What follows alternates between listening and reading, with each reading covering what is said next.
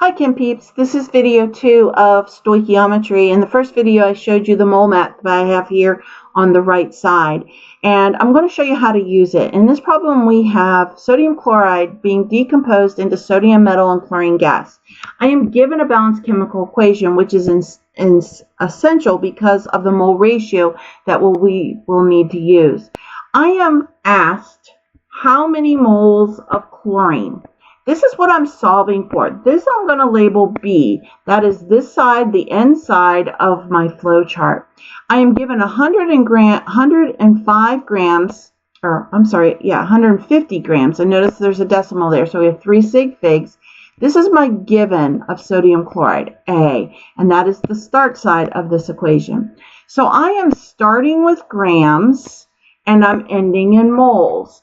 And so here in line 3, we're starting with mass of A, which would be sodium chloride, and ending with moles of B, which would be chlorine gas. So I'm going to follow the setup for line 3. So the first thing I'm going to do is write down the mass that I'm given. So I have 150 grams of sodium chloride.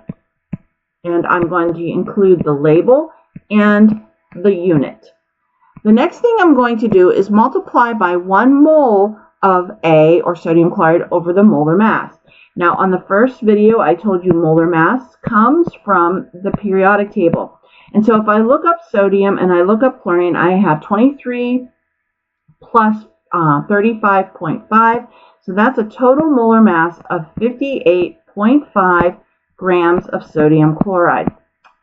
The next step takes me into the mole ratio, which is going to be the coefficient. So I have a 2 in front of the sodium chloride, and I have nothing in front of chlorine, so that's going to be assumed to be a 1.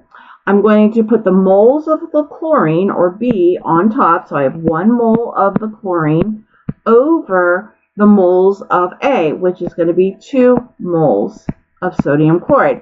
I know I have set this problem up correctly because grams of sodium chloride cross out with grams of sodium chloride, and moles of sodium chloride divide out with moles of sodium chloride.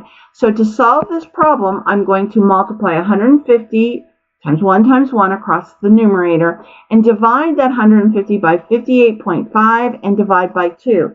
When I do that, I am left with 1.28. I'm going to keep 3 sig figs since that is what I started with in the 150, and my unit is moles of chlorine. And that is how we do a line 3 on the flow chart for stoichiometry. I hope this helps. Find my next video on Kim's Chem Chats at YouTube and TikTok.